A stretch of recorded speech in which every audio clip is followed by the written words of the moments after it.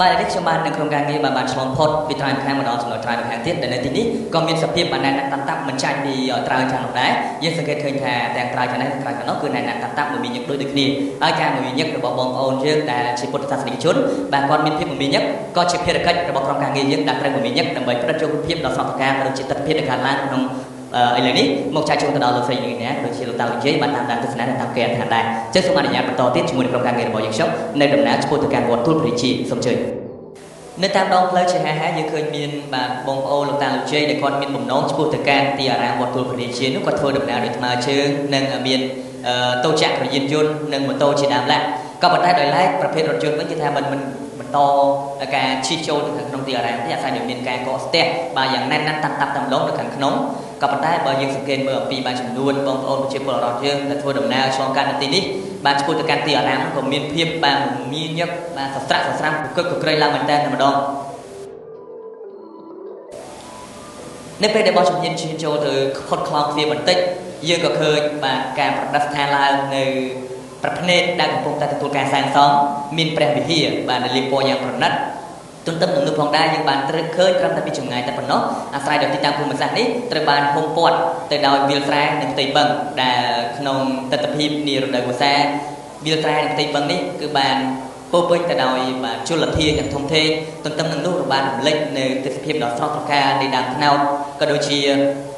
บานรูปกระชิดแต่งลายมีปอคิ้วเชยสองงานธรรมดาbà hay bận to tiết dương vừa đầm ná từ đó thì ra một tuần bơi chiến nó tham biên ở với bạn trong càng này mọi việc sống được phần chút đó là sự kiện nhẹ để bạn tham gia tu sửa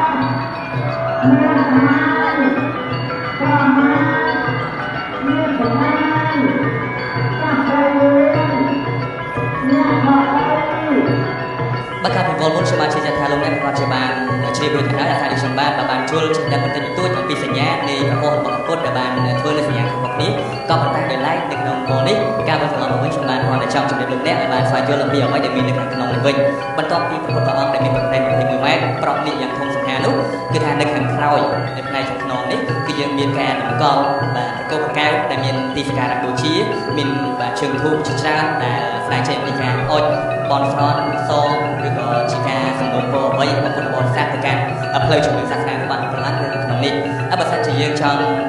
ទទួលបាននៅខ្យល់បរិសុទ្ធនោះយើងអាចឡើងតាមចម្តាយើងទៅឈរក្នុងដំណាក់រង្វេលរបស់បាសាទពុះឬក៏សត្វនាគដែលប្រកបគុណនោះបានថាយើងទទួលបានខ្យល់ការបរិសុទ្ធនេះហើយយើងអាចទស្សនាគយគន់នៅភាពដ៏ស្រស់ប្រកាសនៃព្រះវិហារដែលកំពុងតែបង្ហាញខ្លួនយ៉ាងត្រដែតត្រដឹមទៅលើវិហារ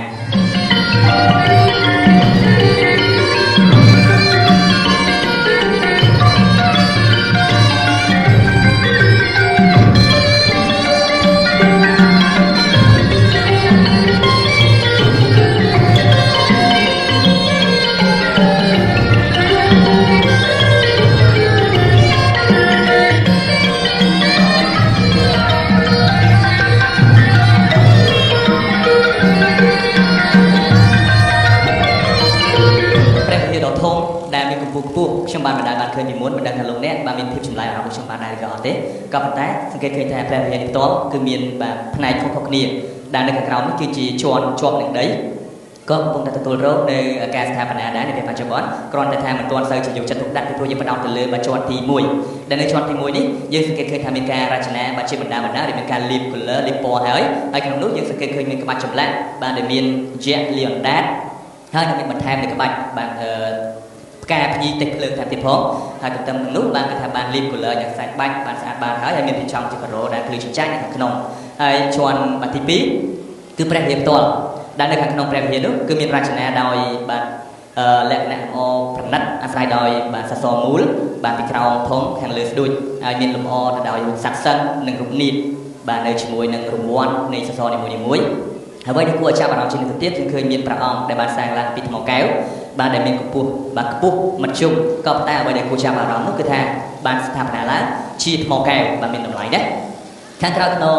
របស់ព្រះអង្គហ្នឹងគឺមានដើមពោធិ៍មួយដ៏ធំដែលដើមពោធិ៍នោះគឺស្ថាបនាឡើងដើម្បីរុំបានបិទជណ្ដើររងងមូដែលនៅខាងក្រោយយើងអាចឡើងតាមជណ្ដើរនោះដើម្បីទៅកាន់ផ្នែកខ្ពស់បង្អស់នៃព្រះវិហារផ្ទាល់ម្ដងគឺផ្នែកខាងលើដូច្នេះយើងសង្កេតឃើញថាព្រះវិហារនេះផ្ទាល់គឺមានដល់ទៅ4ផ្នែកសំខាន់ក៏ប៉ុន្តែបើទោះបីជាព្រះវិហារទាំងស្រុងមិនទាន់បានស្ថាបនាជាស្ថាពរក៏ដោយក៏ពិធីបុណ្យកឋិនទានដែលនឹងត្រូវប្រារព្ធធ្វើឡើងនៅក្នុងបាទវេលានេះក៏នឹងត្រូវបានប្រើប្រាស់ជាបណ្ដោះអាសន្នសិនបន្ទាប់ពីបុណ្យកឋិនទានរបស់យើងត្រូវបានបញ្ចប់ការស្ថាបនាក៏នៅតែបន្តរហូតដល់ឈានចូលដល់ការបញ្ចប់ជាស្ថាពរសូមទស្សនាទាំងស្រុងអំពីទស្សនវិជ្ជាដែលកើតឡើងនៅក្នុងទីអារាមនេះសូមអញ្ជើញ